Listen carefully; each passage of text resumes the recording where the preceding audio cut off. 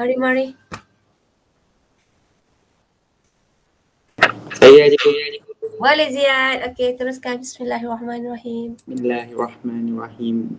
اللهم افتح علينا خدمتك وانشر علينا من خزائن رحمتك يا أرحم الراحمين. رب اشرح لنا صدورنا ويسر لنا أمورنا واحلل عقدة من لساننا يفقه قولنا. ربنا آتنا في الدنيا حسنة وفي الآخرة حسنة وقنا عذاب النار. وصلى الله على سيدنا محمد وعلى آله وصحبه وسلم والحمد لله رب العالمين.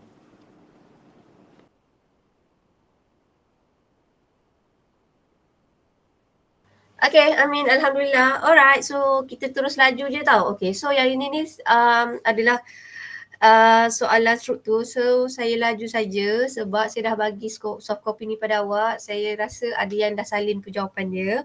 Alright, sesuai yang mana yang kita rasa macam maybe tak keluar, maybe lah kan. So yang ni kita lajulah. Right. So Raja 1 menunjukkan struktur membran plasma. Ni sebenarnya dah keluar soalan SPM tahun lepas tau. So ini kalau awak nak tengok dalam buku teks awak adalah pada muka surat 46. Okay. Now soalan ni saya direct saja. So ini adalah soalan di label. Saya suka soalan Terengganu ni, dia nice tau. Sebab soalan SPM maybe biasanya dia akan tanya, dia suruh label semua macam tu. So P ni apa? P ni sebenarnya adalah glycoprotein. Okay, dia tak ada masalah. And then Q ni apa? Q ni kita dah tahulah, ini adalah lapisan duifosfolipid. Okay, ni okey je. Now, seterusnya. Okay, P ni pun, glycoprotein ni, ini dah keluar juga tahun lepas tau. So, soalan kat sini dia tanya, okay, glycoprotein, P terbentuk daripada gabungan rantai karbohidrat yang melekat kepada molekul protein. So, nyatakan fungsi bahagian P. So, fungsi dia, actually dia macam antena tau. So, basically kita nak kata dia adalah sebagai macam receptor. Dia receive something. So, dalam kes ni dia adalah reseptor yang berdiri berhormon dan juga fungsi dia adalah untuk menstabilkan membran dan juga bertindak sebagai antigen. Antigen ni sebagai macam, actually antigen ni macam dia macam kita macam tanda nama. Maksudnya dia kenal orang tu. So antigen. Okay. Alright, so marker. Saya pun tak pasti nak cakap macam mana. Tapi kita nak kata dia macam antigen tu macam name tag. Okay, aku kenal kau. So kita gang. Something macam tu lah. Right. Now seterusnya. Okay. Membran plasma mempunyai satu sifat, mempunyai sifat membran separatelar kerana dibina daripada lapisan Q dan protein. Nyatakan satu sifat. Nyatakan satu sifat bahan. So sekarang soalan ni kat sini saya tricky sikit tau. Dia bukan tanya sifat membran plasma tau. Tapi sebenarnya soalan ni dia tanya adalah sifat bahan. Okay. Kalau sifat membran plasma, dia adalah kita kata ketelapan, dia telak memilih. Tapi masalah soalan kat sini, dia tak tanya sifat membran plasma. Dia tanya adalah sifat bahan yang boleh merentas masuk. Okay, so bahan dia adalah biasanya adalah molekul kecil, tidak berkutub. Now, okay. Now, soalan ni sebenarnya dah 2 tahun keluar tau. 2021 keluar, 2022 pun keluar. 2021 soalan keluar pasal reverse osmosis berbalik. 2022 soalan keluar adalah mengenai liposom. Okay, larutan selin ni tak keluar lagi. Ada 2 jenis larutan yang tak keluar. Satu adalah larutan selin, satu lagi adalah ORS. ORS tu sebenarnya adalah garam, kena bancuh. Tapi kalau larutan selin ni, selin ni maksudnya garam yang dah bancuh dalam bentuk air. Tapi kalau ORS, saya tak ingat lah Melayu panggil apa, ORS tu adalah garam yang kita kena bancuh. Tapi sifatnya sama tau. So biasanya kalau lah orang tu mengalami cerit berit, dia bagi 2, sama ada ORS atau larutan selin. Kalau ORS, dia adalah paket kecil yang awak kena bancuh jadi air. So bila kita bancuh, kita kenali larutan itu sebagai larutan selin, garam sebenarnya. So soalan dekat sini dia kata terangkan mengapa. So kita terangkanlah sifat. Okay. Kalau ORS dengan larutan selin, dia orang punya persamaan, kedua-dua ni sebenarnya dia nak membentuk larutan isotonik. So disebabkanlah orang cerit berit tu dia hilang banyak air. So dia dapat mengembalikan air yang hilang. Mengembalikan kehilangan air. Bahasa Melayu saya memang F lah. Mengembalikan air yang hilang.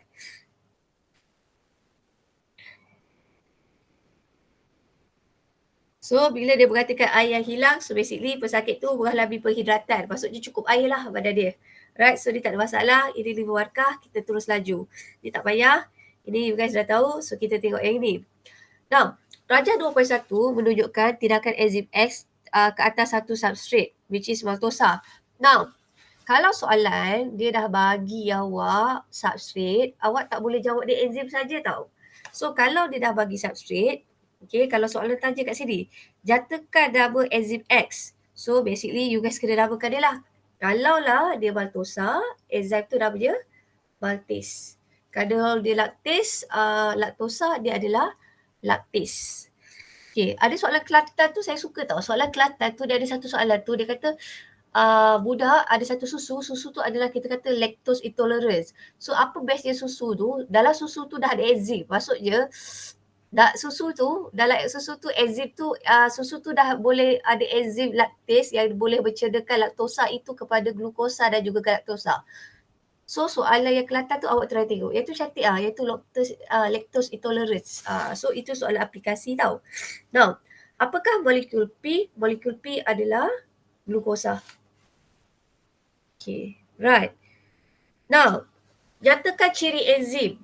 Soalan ni dia kata ciri enzim berdasarkan gambar tau. Kalau saya kata ciri enzim tu diperlukan dalam kuantiti yang kecil, kita terima tak? Kalau lah saya cakap jawapan saya. Tak. Kenapa kita tak terima? Sebab tak ada dalam raja. Yes, very good. Sebab tak ada dalam raja. So, kalau kata jatakan dua ciri sifat enzim, tengok daripada gambar. Yang gambar kita dapat dia spesifik. Kenapa spesifik? Sebab kalau maltosa, enzimnya adalah maltase. Kalau laktosa, enzimnya adalah lactase. Yang kedua, enzim ini tidak berubah. Kenapa tidak berubah? Katakanlah yang ini sebelum tidak balas. Okay, this one adalah selepas tidak balas. Sebelum dan selepas, bentuknya tidak berubah. So therefore, kita kata ciri dia adalah tidak berubah. Dan satu lagi, dia berbalik. Maksud berbalik kat sini, enzim ni boleh digunakan untuk memecahkan maltosa kepada dua molekul glukosa. Dan juga sebenarnya dia boleh tukar balik dua molekul glukosa ini menjadi maltosa. Right, so laju tau. Ni tak keluar SPM lagi. Ni saya suka soalan ni. Soalan ni, saya pun sebenarnya saya sangkut juga soalan ni tau. Lepas tu saya baca betul-betul baru saya faham sikit. Tau. Jadi, yang ni tak keluar. Saya tengok soalan ni Kelantan dengan Terengganu dia keluarkan pasal yang ini tau. Tau. Rajah 2.2 menunjukkan teknologi imobilisasi enzim. Nama yang ni pun saya baru faham. Nama teknologi tu sebenarnya adalah imobilisasi enzim. Enzim yang digunakan dalam teknologi ni, okey, saya baru faham. Enzim yang digunakan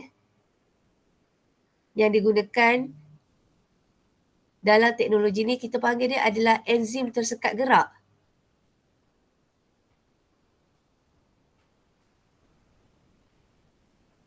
Okey, so saya ulang sekali. Dalam teknologi imobilisasi enzim, okey, teknologi ini menggunakan satu enzim yang sangat special. Enzim itu kita kenali dia sebagai enzim tersekat gerak. So sebenarnya apakah enzim tersekat gerak? Enzim tersekat gerak ni dia special sikit. Kita macam modified sikit enzim tu. So enzim tu adalah enzim yang kita kata bila enzim tu dia bukan macam enzim biasa sebab enzim ni dia kita gabungkan dia dengan bahan lengai dan juga tak larut. Maksudnya enzim tu kita modified.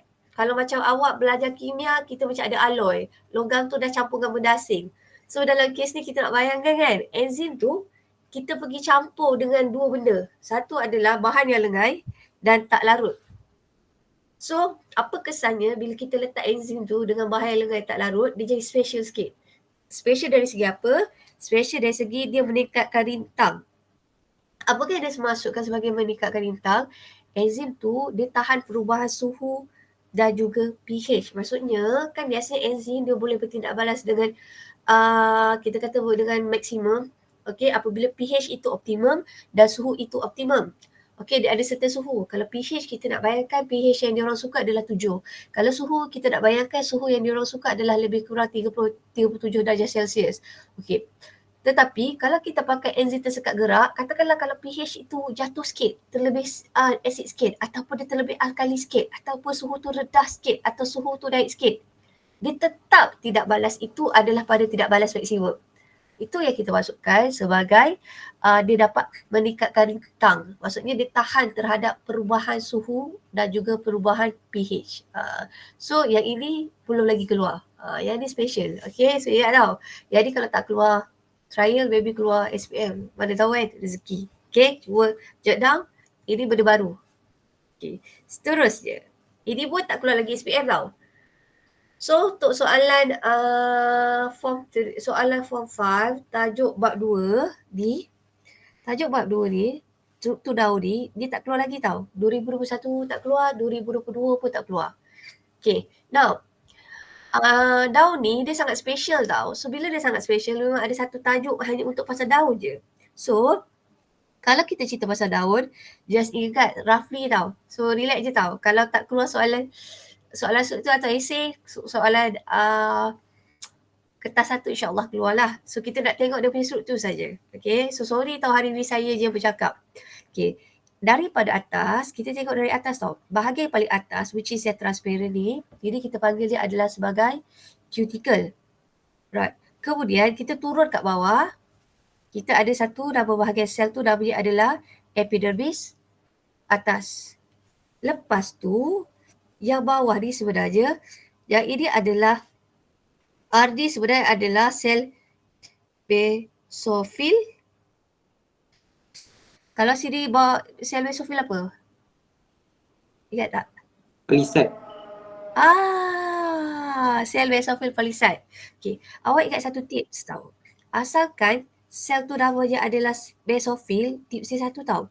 Awak nampak je perkataan basofil, ini basofil, okay. Asalkan dia basofil, sebenarnya organel yang banyak dekat mana-mana sel basofil, apa dia? Siapa tahu? Struktur sel yang banyak dekat tisu basofil ni apa? Dia mesti ada banyak apa? Chloroplast. Yes. Dia mesti banyak chloroplast. So asalkan dia basofil palisade ke basofil berspan, sebenarnya struktur sel yang dia paling banyak adalah chloroplast.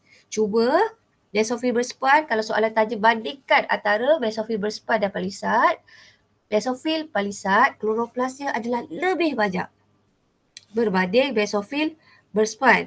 Kemudian kalau soalan itu tanya bandingkan antara struktur basofil palisade dan juga berspan, awak tengok adalah dari segi kedudukan. Kalaulah berspan, ia tersusun rapat susunan. Kalau yang ini, susunannya adalah longgar. So kalau palisade dia ada banyak kloroplast dan satu lagi susunan, sini kita kata susunan tisu, susunan rapat. Sini susunan longgar. So kenapa sini longgar? Sebab ini untuk melakukan pertukaran gas. Kalau yang ini, kenapa dia tersusun rapat? Sebab untuk melakukan fotosintesis paling maksimum. Dia macam rapatkan saf. Sintesis maksimum. Okay. Right. Now, yang ini tisu vaskular, yang ini epidermis bawah. So, S ni sebenarnya apa? Ini adalah S tu sebenarnya dalam tisu epidermis yang telah mengalami pengebuasuaian. So, S ni sebenarnya apa? S ni adalah Stoma. sel Pengawal. Sel pengawal. Okey, macam ni tau. Kalau stoma tu apa? Stoma tu liang. This one, liang ini kita kenali, liang kecil ni baru kita kenali sebagai stoma. Bukaan stoma adalah bukaan. Stoma sebenarnya adalah bukaan kecil.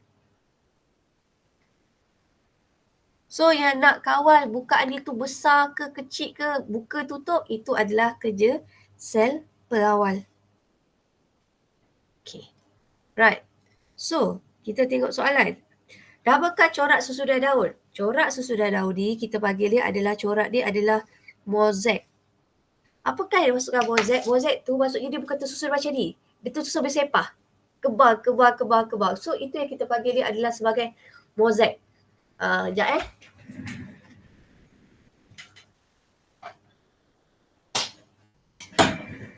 kalau nak bayangkan kan, daun, kita susun dia kembang.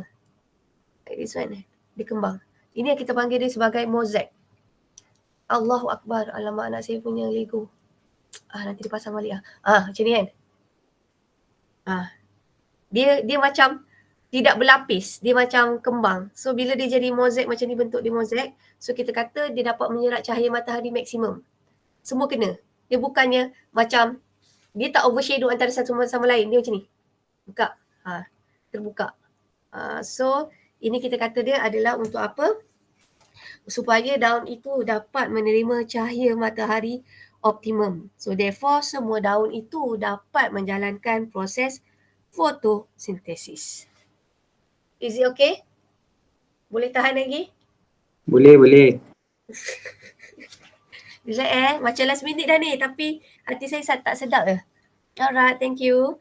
Now, so seterusnya, ni budak hirok punya jawapan ni. So kita tengok Now, struktur S mengawal atau pembukaan dan penutupan stoma. Terangkan mekanisme yang berlaku apabila ketiadaan cahaya. Now, kalau tak ada cahaya, saya cerita daripada yang saya nampak dulu tau. Kalaulah kita tak ada cahaya, awak just ingat macam ni, kalau tak ada cahaya, stoma tertutup. Kenapa stoma tertutup? Sebab sel pengawal dalam keadaan flasid.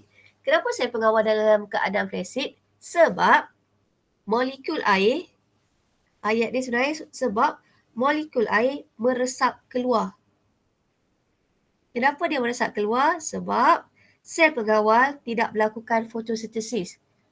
So, kita nak bayangkan bila tak ada cahaya, sel pengawal ni dia tak melakukan fotosintesis. Tak ada fotosintesis. Bila dia tak ada fotosintesis, sel pengawal SP dia adalah flasid. Kenapa dia jadi flasid? Sebab H2O meresap keluar. Tapi kalau saya jadi awak, kalau awak blur sangat, awak ingat je, kalau tak ada cahaya, stoma tertutup. Kenapa tertutup? Sel pengawal flasid. Kenapa dia flasid? Sebab molekul air meresap keluar. Kenapa dia boleh meresap keluar? Sebab sel pengawal tidak menjalankan fotosintesis. Itu je. Dah terus dia boleh dapat 4 markah. Right. Now, seterusnya. Ni saya suka ni. Soalan ini adalah soalan aras tinggi sebenarnya. Bukan aras tinggi pun, dia aplikasi. Dia kata dekat sini adalah Encik K, seorang pengusaha lada timun secara komersial mendapati sebuah pokok timunnya layu dan mati. Layu dan mati kerana suhu terlampau panas. So, pegawai pertanian menasihatkan beliau berbeza rubah hijau untuk mengatasi masalah tersebut. Berdasarkan pengetahuan biologi anda, terangkan bagaimana suhu dalam rubah hijau dikawal untuk meningkatkan hasil tanaman. Sebenarnya, rumah hijau ni adalah satu tempat yang kita boleh kontrol semua faktor fotosintesisnya. So, dekat rumah hijau ni, bayangkan ini adalah satu, saya ambil contoh. Ada gambar rumah hijau. Ni, bayangkan rumah hijau ni adalah satu tempat yang faktor fotosintesis dia semua adalah dalam faktor optimum. Maksudnya suhu dia optimum, keamatan cahaya dia optimum, so kepekatan karbon dioksida dia optimum, so air dia cukup. So bila dia cukup semua, maksudnya kadar faktor-faktor fotosintesis itu adalah dalam optimum, dalam level yang optimum, so kadar fotosintesis meningkat. So senang kata, mana-mana pokok kalau kita tanam dia dekat rumah hijau, kadar fotosintesis dia adalah maksimum, meningkat. So bila kadar fotosintesis meningkat, hasil tanaman juga akan meningkat. So awak ingat rumah hijau ni adalah satu rumah yang kita boleh control everything. So rumah hijau ni biasa kat Malaysia ni jarang. Biasa dekat overseas. Maksudnya macam musim sejuk dia nak tanam bunga. Kat luar semua sejuk. So dia tanam semua dekat rumah hijau ni, so dia boleh make sure suhu dia, keamatan cahaya dia semua adalah keamatan cahaya yang just nice for the plant to live. Macam tu. Alright. Macam ni the warm humidity promote the plant growth. So kat sini kita control everything. Alright. So, kat sini jawapan dia. Suhu dia adalah antara, kalau tumbuhan, sebab kita tak ada enzim tu rosak, so suhu dia adalah antara 25 hingga 30, which is suhu optimum. Kenapa? Bila suhu optimum, kadar fotosintesis adalah maksimum. Bila kadar fotosintesis maksimum, timbul dia, hasil tanaman itu akan bertambah. So basically sedang je lah. Awak kena tahu, rumah hijau tu adalah satu rumah yang tumbuhan suka. Bila dia suka, kadar fotosintesis meningkat. So bila kadar fotosintesis meningkat, buah banyak, hasil tanaman banyak. Ni pun tak pernah keluar lagi. Now, seterusnya, laju sedikit sebab awak nak belajar sendiri. Okay. Nah, so kita nak cerita yang ni dah keluar SPM tahun 2021 tau. Okay, kalaulah dia keluar gambar macam ni, awak kena ingat yang ini sebenarnya adalah tindak fototropism. Senang kata macam ni tau. Ini adalah gerak balas dalam tumbuhan. Gerak balas dalam tumbuhan ada dua jenis. Ini sebenarnya dalam tajuk koordinasi tumbuhan tau. Kalau saya nak bayangkan, kalau kita manusia, kita nak bayangkan manusia, koordinasi kita ada sistem saraf dengan sistem endokrin. Tapi kalau untuk tumbuhan, gerak balas dia ada dua gerak balas. Awak ingat, kalau manusia, gerak balas kita dilakukan oleh sistem saraf dan sistem endokrin. Kalau saraf, gerak balas itu adalah cepat. Pak, bila saya cubit awak tu rasa sakit. Kalau gerak balas itu, dia melibatkan hormon, which is dia melibatkan sistem endokrin. Anything yang melibatkan hormon, okay, gerak balas itu perlahan. So, dalam kes ini yang awak dalam gambar ni, kalau untuk tumbuhan, gerak balas kita ada dua. Tumbuhan ni ada dua gerak balas. Gerak balas ada dua. Satu, kalaulah cepat, kita bagi gerak balas yang cepat itu adalah gerak balas density. Contoh pokok sebalu. Kalau dia lambat, kita panggil dia adalah menggunakan tropism. So, antara gerak balas density dengan tropism, mana satukah yang melibatkan hormon? Tropism. So, tropism ni sebenarnya dia melibatkan hormon. So, kalau hormon dalam tumbuhan ni special sebab dia hormon tumbuhan, kita panggil hormon dalam tumbuhan adalah phytohormon. So, asalkan dia melibatkan hormon untuk tumbuhan, okay, sebab itu tropism ni dia terlibat dalam pertumbuhan, growth. Asalkan dia lagi sekali, asalkan dia melibatkan hormon, gerak balasnya adalah lambat. Lepas tu jika ia melibatkan hormon, dia melibatkan pertumbuhan. Jika ia melibatkan pertumbuhan, ia melibatkan pembahagian sel. Pembahagian sel jadi apa? Mitosis ke meiosis? Mitosis. Asalkan pertumbuhan mesti mito. Kalau meiosis untuk menghasilkan gamit saja. Okay. So, of course dia akan melibatkan mitosis. So, awak pegang kat situ. Gerak balas tumbuhan ada dua. Kalau cepat, macam refleks. Macam saya, pop, macam dekat mata, awak terus kelip. Refleks. So, nak bayangkan kalau gerak balas density ni, dia adalah cepat. Bila dia cepat macam refleks, dia cepat, dia berbalik. Dia bukan kekal. So, sifat density ni, gerak balasnya adalah cepat, tapi sementara. Tapi kalaulah tropism disebabkan ia melibatkan hormon, gerak balasnya lambat tapi sifatnya adalah kekal. Contohnya kalau dia tumbuh nak ke arah cahaya matahari, dia dah ke arah situ je. Dia tak boleh berbalik, tiba-tiba dia nak patah balik. Pak. Tak boleh. So itu adalah ciri-ciri gerak balas dalam tumbuhan. So gerak balas dalam tumbuhan ada dua. Kalau dia cepat namanya density. Kalau dia lambat, kita bagi dia adalah sebagai tropism. Tropism ada dua jenis. Satu kita kenali sebagai geotropism, satu lagi adalah fototropism. So daripada gambar ni, awak teka geotropism atau fototropism? Geotropism. Awak tengok tau, dia kalau tak ada cahaya, kalau kat sini nampak dia tak ada cahaya, you guys kena tahu gerak balas yang terlibat dalam gambar rajah ni adalah geotropism. Ini adalah kita panggil dia sebagai geotropism. Disebabkan dia gerak balas tu mesti adalah disebabkan oleh rangsangan. Tajuk dia macam sama tau, macam koordinasi. So, dalam tajuk ni, dia mesti kaitan, gerak balas dia mesti starting dengan rangsangan. Akhirnya, gerak balas. Tengok, kalau rangsangan itu adalah tarikan graviti,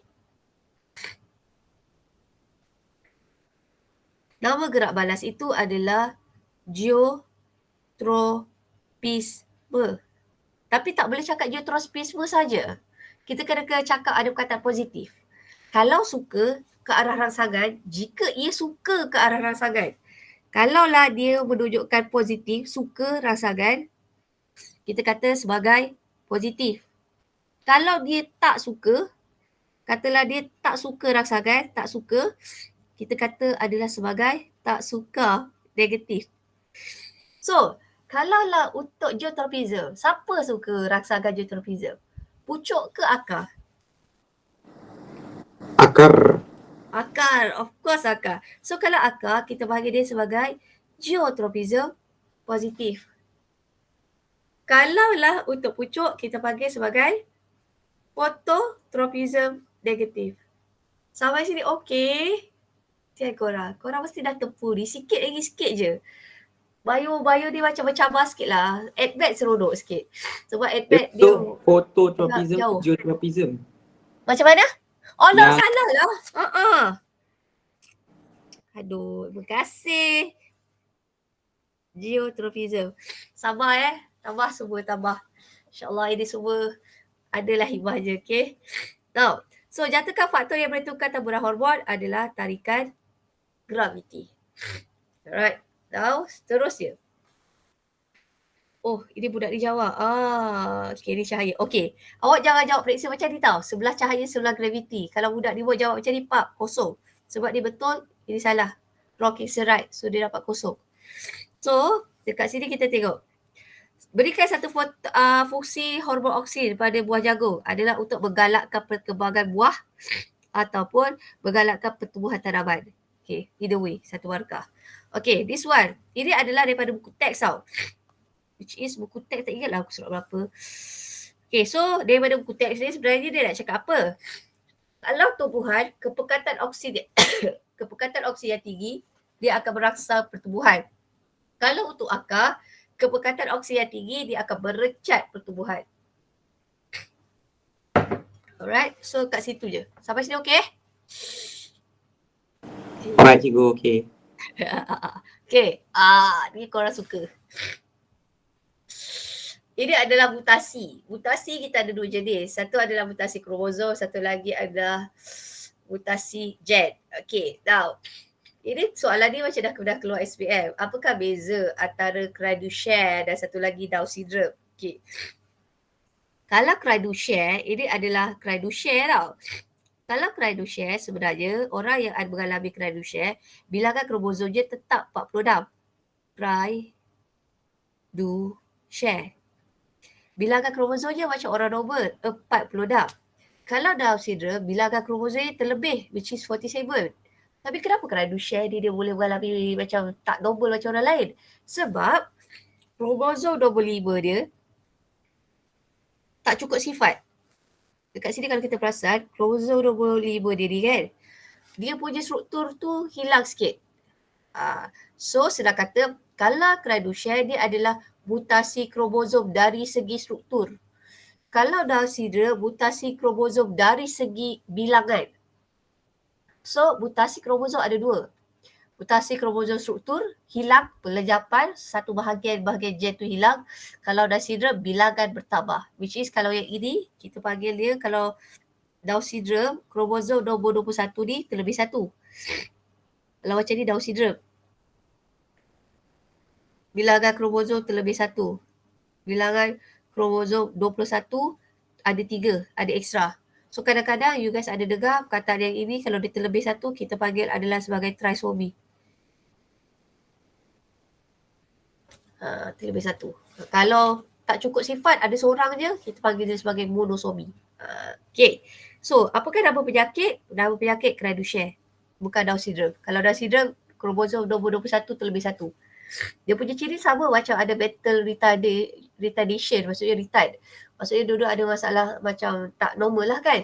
Tapi sebab dia lain. Kalau cry do share, kromosom nombor 5 ni struktur dia hilang separuh. Kalau katakanlah Down syndrome ni, kromosom dia terlebih satu. Kalau Klinefelter pula, dia terlebih dekat sini. Dia jadi X, Y. Kalau dia terlebih Y, Jacob. Jacob pun masalah kromosom seks dia terlebih satu. Tapi kalau Klinefelter, dia adalah X, Y. 44 plus X, Y. Kalau Jacob, 44 plus X, Y. Kalau saya tak silap lah Jacob. Korang tengok balik. Jadi tak sure. Saya tak buat buku teks balik. Now, nyatakan satu simptom cry do share. Contohnya simptom dia berdaging seperti kucing. So, apakah nama mutasi? Mutasi kromosom, kalau saya nak spesifik, adalah struktur dia yang problem. Pelejapan struktur. Maksudnya struktur, dia punya bahagian gen dia tu ada yang lejap. Right. Now, Dia soalan ni, berdasarkan pernyataan di atas, apakah impak peristiwa tersebut terhadap manusia? Dia ada dalam soalan eksplorasi tau. So soalan ni cantik saja. Okay, dia kata kat sini adalah Agent Orange ialah sejenis racun dan bahan peragas defoliant kimia yang digunakan sebagai senjata taktikal Amerika Syarikat. Okay, benda ni bahaya tau, herbicide. So basically herbicide ni boleh menyebabkan keabnormalan pada gen. So, apa kesannya pada masa yang panjang? So, bila gen dia tidak normal, kita kata dekat sini manusia akan mengalami mutasi gen. Kalau mutasi ni tak dapat superpower, mutasi je dia akan menyebabkan kecacatan atau kanser. Lepas tu dekat sini tanya kalau ini untuk manusia tau. Dia kesan pada manusia. Kalau kesan kepada haiwan, sebab soalan ni tanya manusia dan haiwan tau. So, kalau awak bagi manusia je, awak tak bagi untuk haiwan, tumbuhan, awak cuma dapat maksimum 2 je. Macam mana nak dapat 3? Kena bagi tahu kesan pula kepada tumbuhan. So kesan kepada tumbuhan, hasil pertanian akan berkurang, tidak selamat. So barulah dapat 3. Ni pun best. Ini tak keluar lagi tau. Ni pun best. Mutasi ni, kita tengok mutasi tu berlaku dekat sel mana. Kalau sel dalam badan kita, selain daripada sel jerma atau sel yang bahagian kita punya pembiakan, itu kita panggil dia sebagai mutasi sel sobak. Kalaulah mutasi itu berlaku dekat sel jerma ataupun dekat sel-sel gamet kita, itu kita panggil dia sebagai mutasi sel gamet. Okay, now apa beza kalau mutasi tu dekat sel tu? Okay, dia ada banyak beza. Kalaulah beza, contoh je, kalaulah mutasi tu berlaku kat sel sobak, dia tak boleh diwarisi. Contohnya macam kanser kulit. Kanser kulit adalah kalau orang tu dia punya kulit mengalami mutasi. So kulit ni kita kata sebagai sel sobak. So dia tidak boleh diwarisi. Kalau bapak dia ada, tak semesti anak tu ada. Kalau kita kata yang boleh diwarisi, maksudnya sperma daripada ayah tu, yang tak normal tu, bila disenyawakan dengan ovum ibu, so kita bolehlah dapat anak yang tak normal. So contoh penyakit yang boleh diturunkan adalah thalassemia. So ini adalah dia punya contoh. Kita tak keluar lagi ni. So mutasi tu tengok sel. Satu adalah mutasi, ini tengok kedudukan sel. Satu adalah mutasi sel sobak. Sel sobak adalah semua sel yang ada dalam badan kita kecuali sel pembiakan, which is sperma dan ovum. Kalau sel gamet, which is sperma ovum lah. Okay, so ini jawapan dia. Alright, so ini seterusnya kita tengok soalan dah. Soalan dah habis pun sebenarnya tak keluar lagi tau. SPM. Tapi saya tak tahulah kalau untuk Chinese lagu dia keluarkan ke tak. Okay. Tapi kalau dia tak keluar, kita cerita lain kali. Alright. Now, so katakanlah S dengan T. Okay, ni saya dah labelkan tau. So S tu sebenarnya apa? S tu adalah perut. T tu sebenarnya apa? T tu adalah villus. Villus ni ada banyak adaptasi tau. Kalau dia kata apakah ciri-ciri villus yang membolehkan penyerapan nutrien boleh berlaku? Pertama, awak kata sel epithelium setebal satu sel. Kalau dia kata nyatakan satu ciri villus. Satu ciri villus, kalau katakanlah ciri dia satu, awak kata setebal satu sel. Okey, ini adalah ciri. Kalau dia kata sebab, okey, apakah dia punya sebab? Kenapa? Kita kata sebab dia boleh percepatkan penyerapan nutrien. Kalau dia kata terangkan ciri villus, awak kena bagi ciri dan juga sebab. Tapi kalau dia kata nyatakan ciri villus, awak just cakap dia setebal satu sel, dia ada lakteal, dia ada kapilari darah. Stop je kat situ. Tapi kalau dia kata terangkan, barulah awak bagi yang belakang yang tu saya highlight warna kuning ni. Right? Kalau dia kata nyatakan, awak cakap mempunyai banyak kapilari darah, mempunyai sel epithelium dan setebal satu sel. Cukup tu je. So kat sini, nyatakan ciri. Tengok dia kata nyata. Bila nyata, tak payahlah bagi sebab dia. So, awak just cakap sel epithelium setebal satu sel. Lepas tu dia ada banyak jaringan kapilari darah. Dah. Stop kat situ. Alright. Now, seterusnya. Ni pun tak keluar lagi. Okey, ni kecilkan perut. So, terangkan bagaimana pembedahan ini dapat mengurangkan beratnya. Okey. So, dia buat apa ni? Sebenarnya dia kecilkan perut. So, awak ceritalah yang awak tahu. Ini sebenarnya boleh ikut logik akal lah. Pertama awak kata saiz perut jadi kecil. So apa kesan saiz perut jadi kecil? Cepat, kejang. So apa best yang cepat kejang? So kita ambil makanan sikit. So maksudnya pengambilan kalori akan jadi kurang. Bila kurang, kuranglah pembentukan lemak. So kurang, sedanglah nak kurus. So 3 markah. So mana-mana 3 dari sini. So ingat isu kesihatan semua baca. Saya cuba tau malam ni juga. Saya cuba compile semua isu kesihatan tingkatan 4. Saya baru buat sampai bab 10. Tinggal lagi 5 bab. Saya cuba compile cepat. Habis kelas ni je saya cuba compile untuk awak. Alright. Nanti cikgu bagi seterusnya. Nanti cikgu bagi Cik saya bagi. Terus bagi. Awak tinggal baca je untuk saya ni. Boleh. Okay, sebab tu saya nak laju ni. Alright. Now, seterusnya. Ni sudah, jadi pun tak keluar soalan periksa lagi. Tapi saya tak tahu keluar soalan terakhir. Tapi saya suka soalan ni. Sebab bab 9 ni tak keluar lagi tahu 2 tahun. Okay, tapi saya suka jadi saya rasa Farisha dah pernah terang kat kita. So kita kata dekat sini, soalan ni kita nak kata tenaga ni, aliran tenaga ni tak boleh panjang. Okay, so aliran tenaga dia mesti start dengan keluar. Kenapa keluar? Sebab pengeluar saja yang boleh menjalankan fotosintesis. Sedang kata sumber tenaga manusia, sumber tenaga kat bumi adalah matahari. Awak tahu tak? Kalau tak ada matahari, semua organisma dekat dalam dunia ni mati. Sedang kata kiamat lah kan? So sebenarnya, punca untuk mendapatkan tenaga paling utama untuk dunia, untuk bumi adalah sebenarnya adalah start dengan matahari. So siapa yang boleh ambil tenaga daripada matahari? Tumbuhan. Sebab tu, tumbuhan yang mula-mula sekali dekat astraf. Sebab tumbuhan je yang boleh menjalankan fotosintesis. So sebenarnya, apa-apa aliran tenaga dia start dengan matahari tau sebenarnya. So siapa yang boleh ambil matahari? Tumbuhan je. So tumbuhan tu boleh berfotosintesis. So sedang kata tumbuhan ni dia ambil dulu tenaga daripada matahari, dia dapat paling banyak. Dalam kes ni adalah 150,000. Tapi 150,000 tu, tumbuhan tu dah guna 90%. So 90% dah hilang. Jadi tenaga yang boleh dipindahkan ke arah strof yang seterusnya, pengguna yang seterusnya hanya 10%. Sebab tu kalau belalang, dia cuma dapat 15,000. And then, bila sampai kat tikus, hanya dapat 1,500. Kalau sampai dekat katalah, helang buluh hatu, 150. Katakanlah kita ada pengguna keempat, quarter dia. Tahu tak dapat berapa je tenaga dia? Tenaga dia 15 je. Sebab tu, rantai makanan kita tak boleh panjang. Sebab aliran tenaga itu makin kurang. Paling kuat pun dia sampai pengguna ketiga. Kalau pengguna keempat, tenaga tu makin sikit. Alright, so saya suka soalan ni. Alright, tapi tak tahulah ada rezeki awak ke tak. Now, so organisma P kita panggil apa? Pengeluar. Organisma Q ini adalah pengguna primer.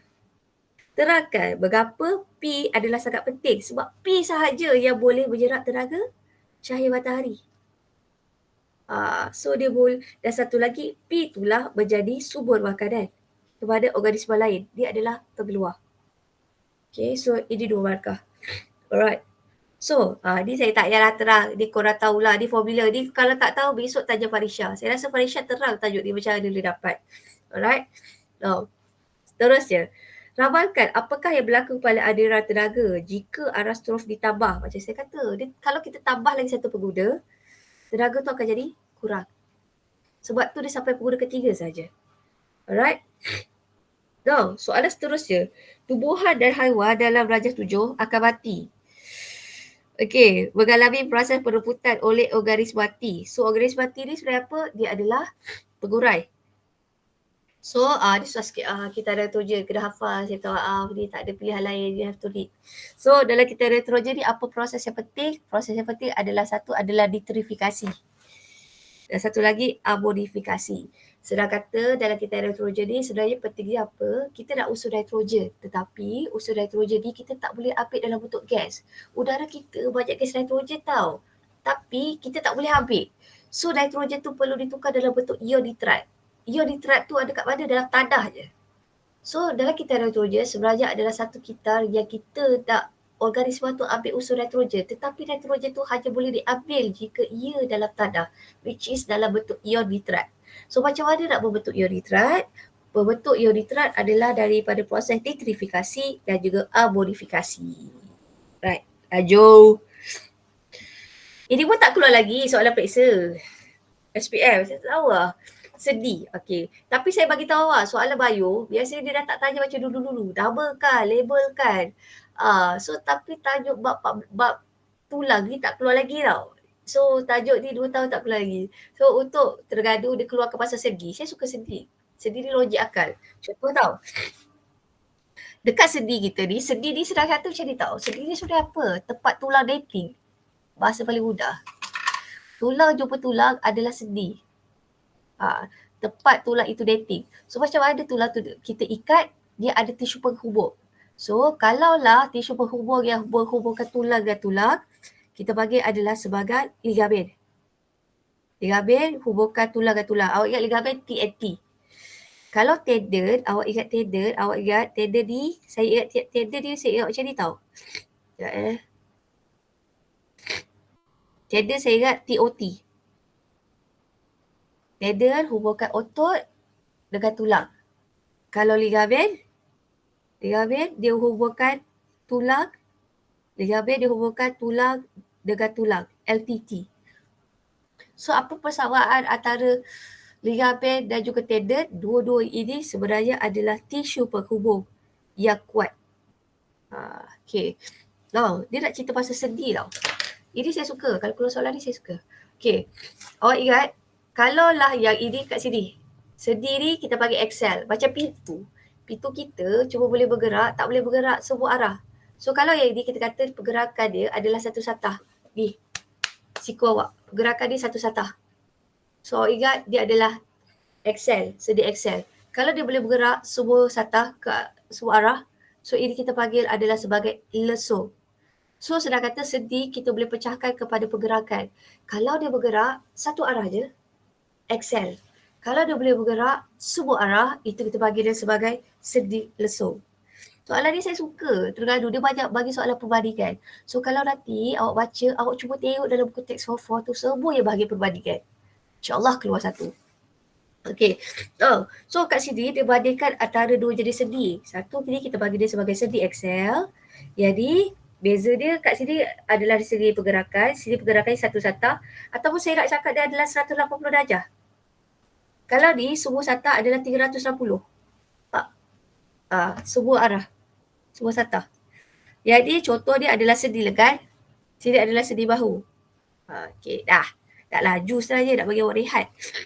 Ini isu kesihatan dekat tulang. Isu kesihatan dekat tulang, kita ada 3 jenis penyakit. Satu adalah osteoporosis, satu lagi adalah arthritis, satu lagi tulang lembut yang kita bagi dia sebagai osteomalacia atau riket. Isu kesihatan untuk tulang, kita ada 3 jenis. Kalau tulang rapuh,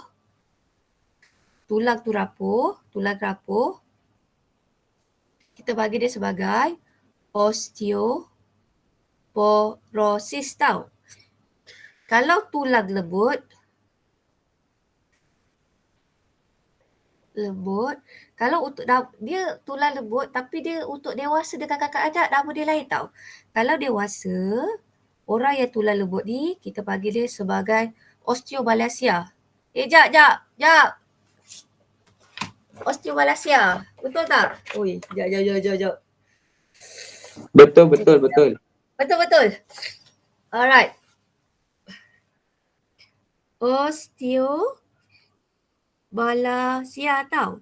Kalaulah untuk budak yang lembut, kalau kanak-kanak, dia tulang lembut juga. Tapi kita tak panggil dia osteomalacia tau. Kita panggil sebagai riket. Okay. Kalau dia ada masalah dekat sendi, apa-apa penyakit berkaitan dekat sendi, kita panggil dia sebagai arthritis.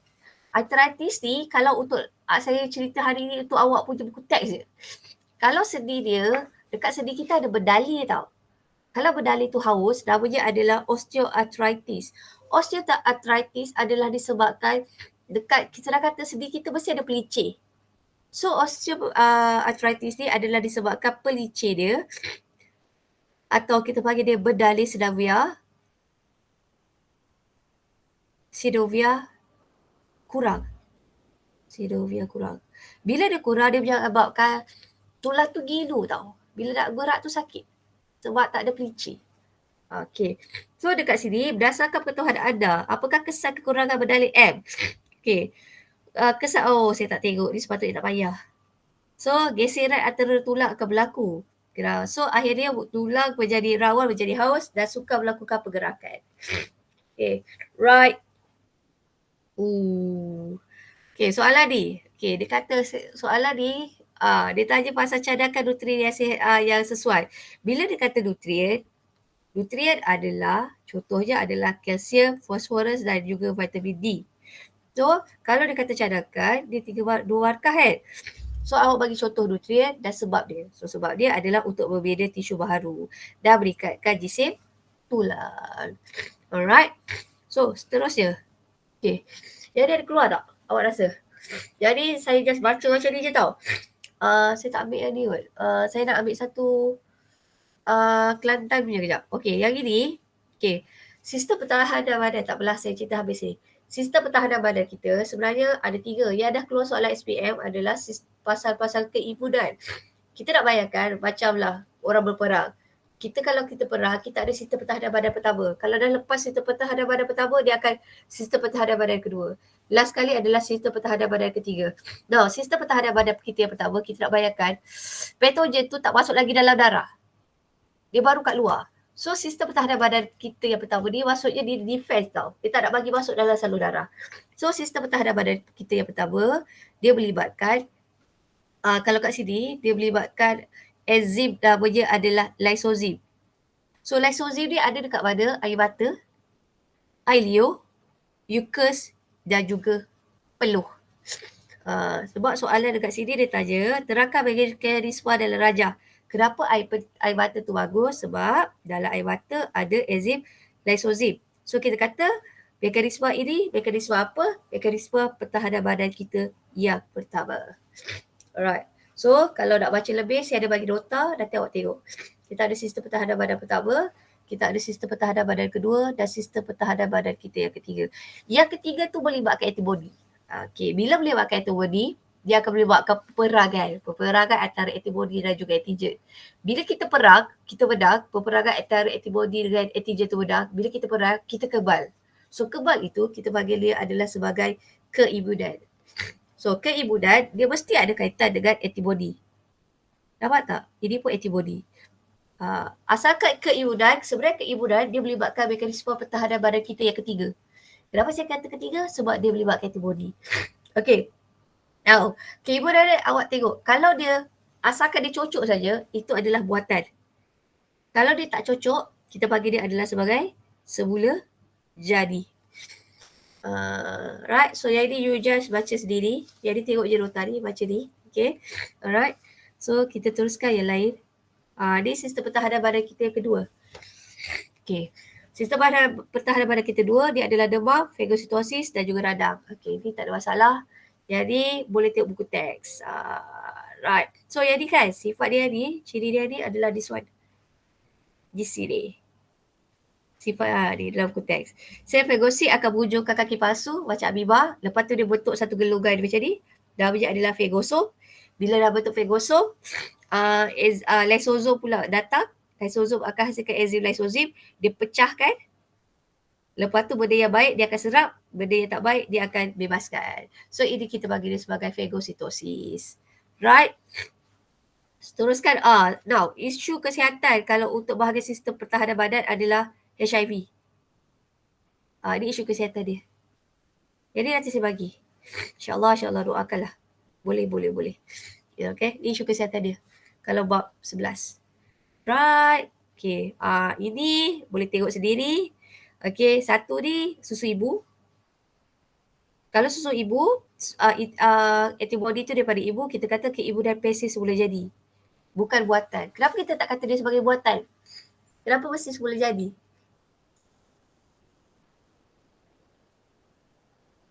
Sebab dia tak melibatkan suntikan. Okay, right? Tak apa. For that, Okay, kalau yang ini adalah imunisasi. Awak tahu tak nak masuk sekolah kena ada benda ni. So, kalau yang ini sebenarnya suntik apa? Vaksin. So, ini adalah keimunan aktif buatan. Ini adalah aktif semula jadi. Right, settle. Saya tak nak baca yang ni buga. So, boleh tengok sendiri kat sini. Tapi buga ni, tajuk ni, saya tengok Kelantan dengan Terengganu. dua-dua negeri keluarkan tajuk ni tau. Saya tak tahu lah, saya tak tengok lagi negeri lain. So soalan ni macam antara yang diorang suka keluarkan. Tapi saya tak tahu selagu suka bunga ke tak suka. So jadi saya skip tau sebab dia proses. Now, seterusnya, saya suka ni Aisyah punya soalan. Ni saya rasa soalan yang dia akan keluar soalan kibat. This one. Awak ingat tak yang Aisyah ada terang yang hari tu kita ada cerita pasal apa beza pemeliharaan dengan pemulihan. Kalau hari tu Aisyah ada cakap kat kita, kalau pemeliharaan kita kekal. Maksudnya kita ada hutan simpan, kita wartakan dia sebagai hutan simpan. Tak ada langsung pembangunan. Manusia tak boleh buat apa-apa kat situ. Okay, itu kita panggil dia sebagai pemeliharaan. Kita pelihara, preserve. Tak boleh ada pembangunan langsung. Manusia tak boleh kacau kat situ. Itu hutan simpan. Kalau pemeliharaan, kita ada rosak sikit.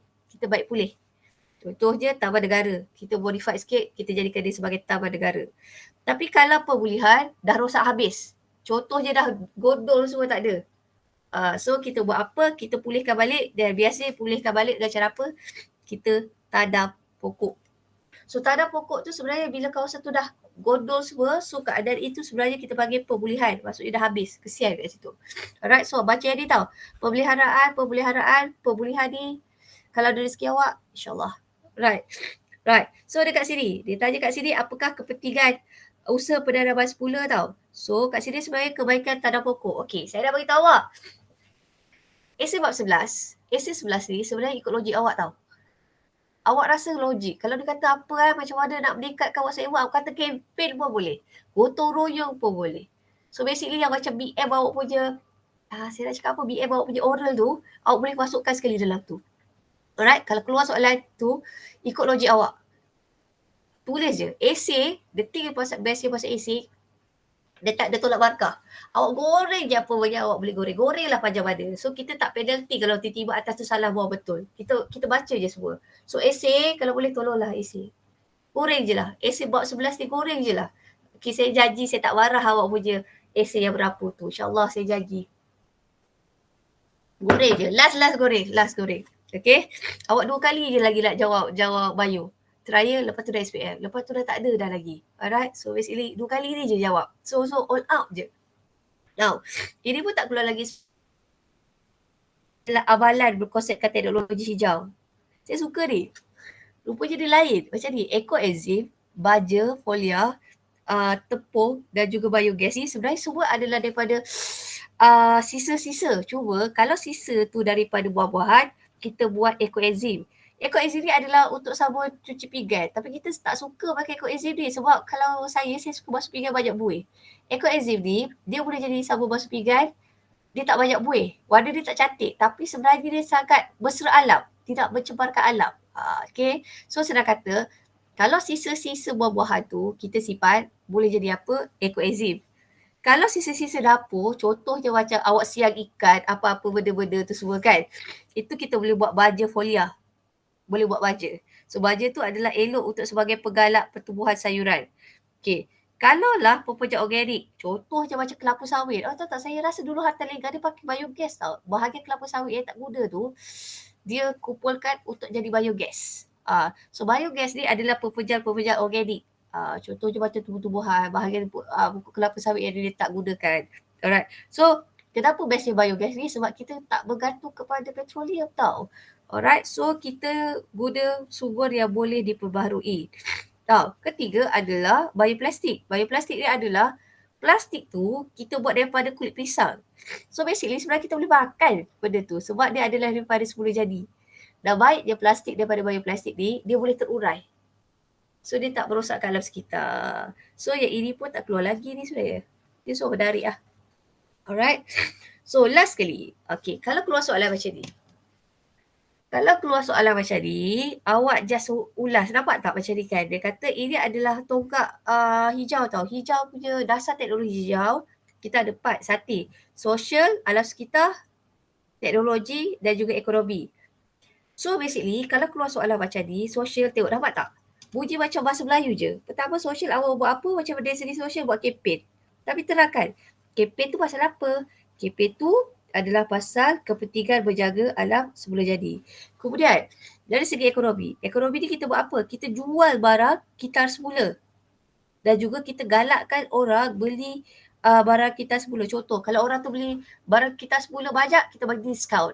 Contohnya macam tu. Okay. Now, seterusnya. Alas kita buat cara, tapak tak logik, ikut logik akal je. Macam mana nak jaga alas kita? Kita buat gotong royong. Kemudian kita tadam pokok. So, esok, essay bab 11 tu, awak just goreng je ikut logik akal awak. Tapi adalah fakta sains dia. Alright, so ini adalah dasar teknologi hijau. So, do you have any questions? Saya buat laju je ni. Sebab dah pukul 9. Saya nak buatkan awak punya isu kesihatan ni. Saya minta maaf, terlalu laju, tapi saya berharap sangat adalah yang kita belajar hari ni masuk. Tak banyak, sikit pun jadilah. Daripada, kalau saya tak buat, saya rasa macam saya give up, macam tak ada effort tu. Maksud saya, esok jawab je. Lepas tu kita doa lah. Kalau rezeki kita adalah. Kalau tak ada tu, tak apalah. Maybe rezeki soalan ni masa SPM. Okay? So, jangan risau lah. Esok just jawab je. Janganlah ada rasa nervous, jangan ada rasa apa-apa. Just buat je yang terbaik untuk awak. Saya rasa tak adalah budak dalam kelas ni yang saja nak menyakitkan hati saya kan. Saya rasa apa-apa yang korang buat tu dah buat yang terbaik lah. Kita dah burn out dah juga sikit ni sebenarnya. Sebab baru lepas fizik kan. So, do you have any question? Ada apa-apa masalah? Adakah saya terlampau laju untuk awak? Okey je, okey. Okay je. So, alright. So, yang lain nak tanya. Nick, nak tanya apa-apa Nick? Okay semua? InsyaAllah tak ada apa. InsyaAllah. Tak apa ni, relax, chill je ni. Jangan lagi buat dulu kan baju ni. 2 kali je jawab lagi ni. Lepas tu. 2 kali je ni. Tahan je ni. Tahan je. Tahan je ni. Jangan give up lagi dengan saya. Alright. Lain? Cikgu yang Yo. PDF apa file yang cikgu dah tulis jawapan ni, cikgu hantar kat grup je nanti.